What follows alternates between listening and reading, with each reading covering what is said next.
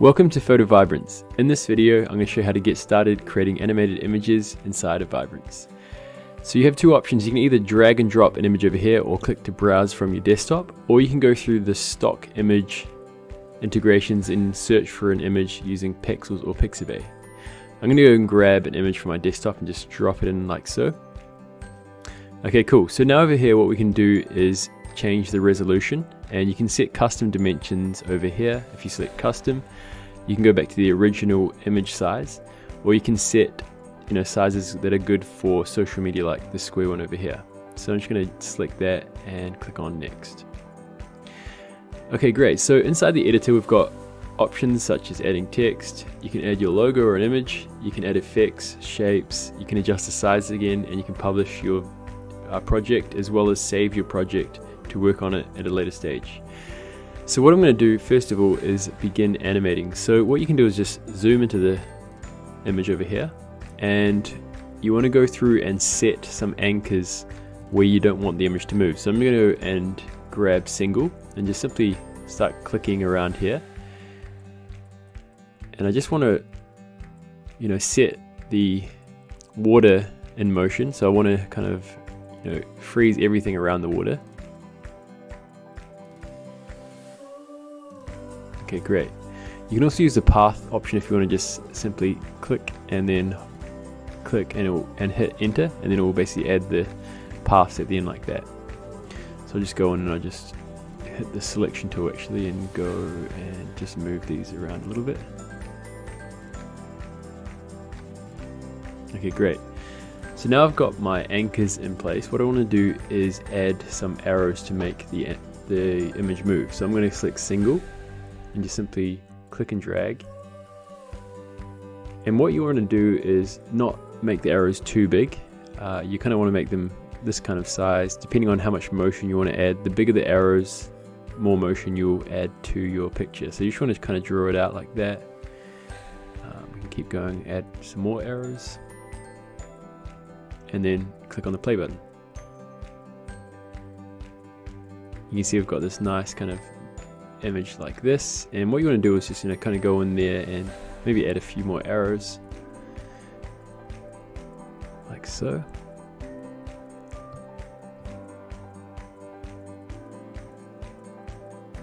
And there we go. We can also adjust the speed of the animation by just simply dragging this out like this.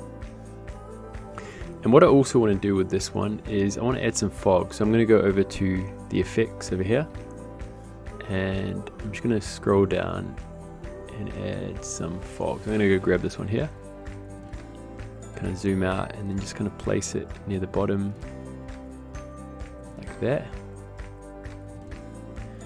And I'm going to set the speed to slow for this fog. Okay, so let's just play this through.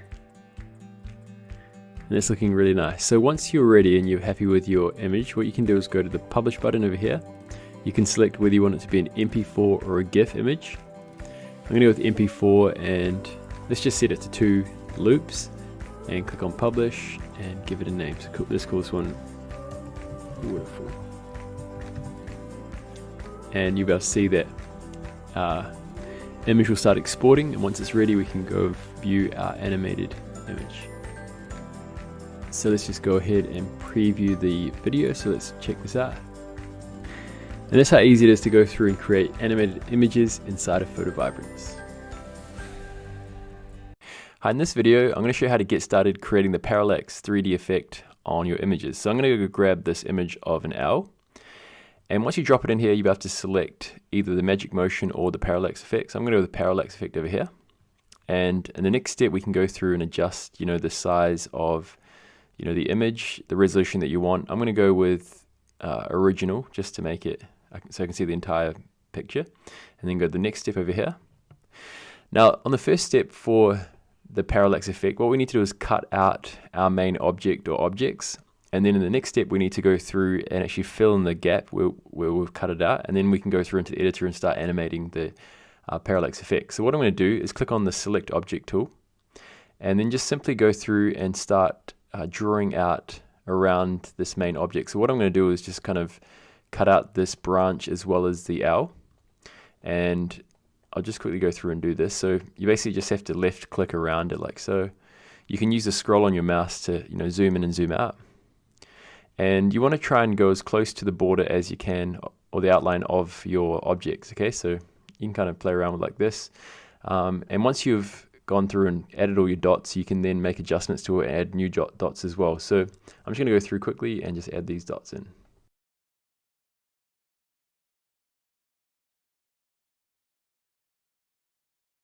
Okay, cool. So once you've just connected the dots like so, you can go through and have a look at your outline, and you can go ahead and adjust the dots like this. You can also add new dots by holding down Control and left clicking to add another dot. Maybe I'll just quickly make some adjustments over here. It doesn't have to be perfect because we can add a blur kind of outline in the editor to make it more smoother. But let's just make it like so. Okay, cool. So that's looking pretty good. And what I want to do now is give this a name. So let's call this one L, like that.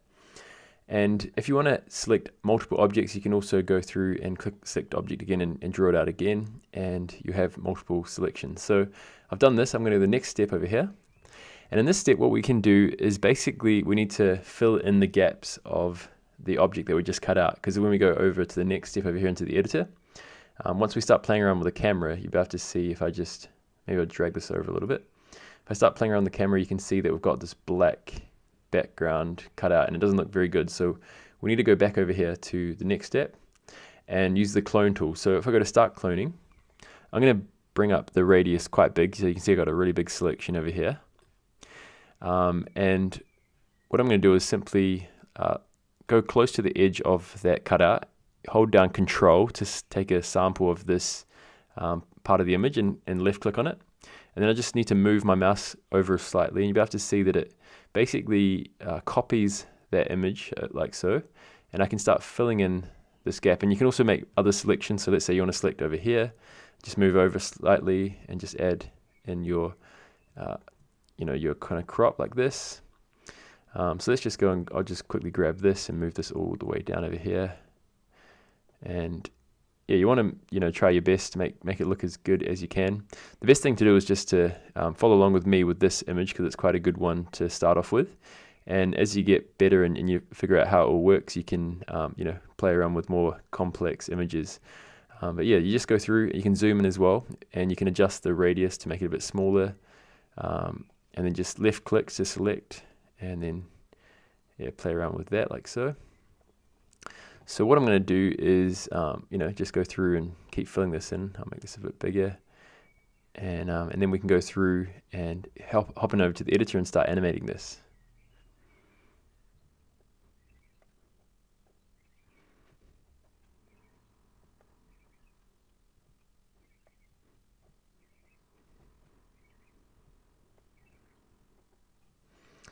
Okay, cool. So that's looking pretty good. It doesn't have to be perfect. But yeah, you can go through and play around with that. And then we go to the next step over here. Now, as you can see, if I just move this camera over here, you'll be able to see we've got this really nice looking 3D effect. And if I zoom in, you can see we've got a branch and a owl, and it's a lot further away from the actual background. And the closer I move my objects to the left, so over here, you'll be able to see that we've got more of a 3D effect like that, okay? And the reason is that over here is the beginning of the camera, or the kind of the closest part of the camera, and here's the end of the camera. So if I go back over to layers, it's easier to move over here. If I bring this completely to the right and then go back to camera, you'll be able to see that it's basically moving as one object with the background. But if I go back over to layers and then move this over about here and go to camera, it's a lot more 3D, okay? So what we want to do is go back to layers, and over here you can add things like text. So let's just add, let's say zoo, and I might adjust the letter spacing, and I'll make this text font BBAS and position it like so. And let's say open.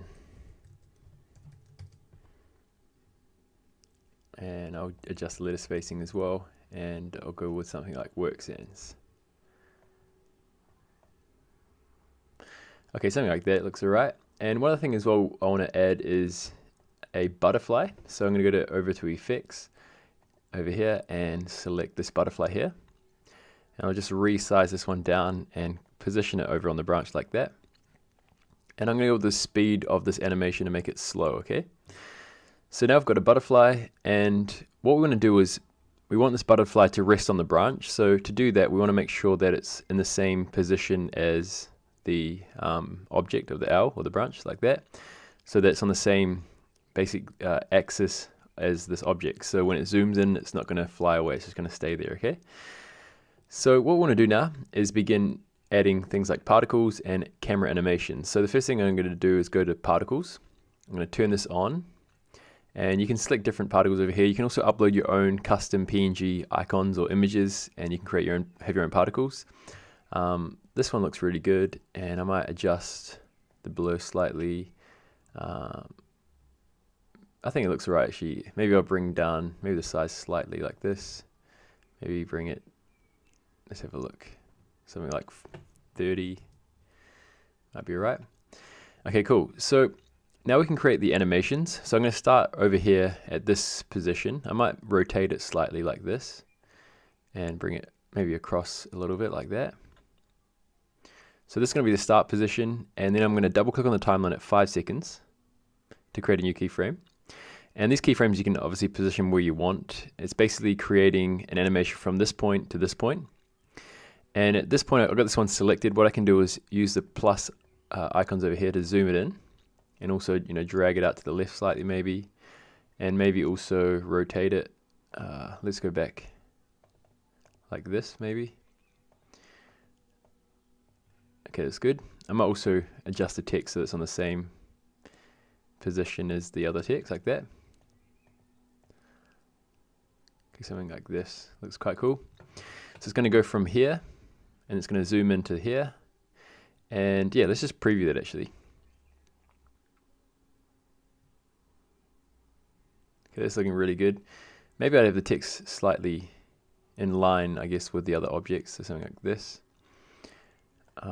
And I could actually rotate it so that the text is in line with the camera. So something like that looks good. You play around like that. And you can also, if you select the camera and go to settings, you can adjust the rotation and the scale over here as well. If you want to rotate it like this, things like that. Bring it down to 0 actually, like that. And yeah, that looks pretty good. So let's just preview that. Cool. I think it actually looks better if you actually rotate it in. So I might just rotate this slightly. Let's say we start from, maybe we can start from about this -6, and I'll zoom in a little bit as well. So let's say from that kind of position, and then it zooms in like this. Okay, cool. Let's just preview that. Okay, that's looking really, really good. So one other thing we can also do is you can adjust the duration of your timeline. So if you want it to be longer than 10 seconds when you export it, you can obviously adjust this however long you want. I'm going to go with 10 seconds. And what I want to do is I want this to start at this position and also end at this position. So with this keyframe select, I'm just going to double click to create another keyframe, and it's going to be the same position as this one, and just drag this right down to the end. And it's going to go from here, and it's going to go back to here, so that when I play this on my website or on Facebook, it's going to continually loop without any jitters, okay? And one other thing as well, you can also adjust the easing of your animations. So from here to here to this keyframe, it's going to have this kind of easing. You can create like some really bouncy ones, elastic ones as well. I'm going to go with, let's go with power 3 for this one. And for this one from here to here, I'm going to go with sine. It looks quite nice. So let's just preview that.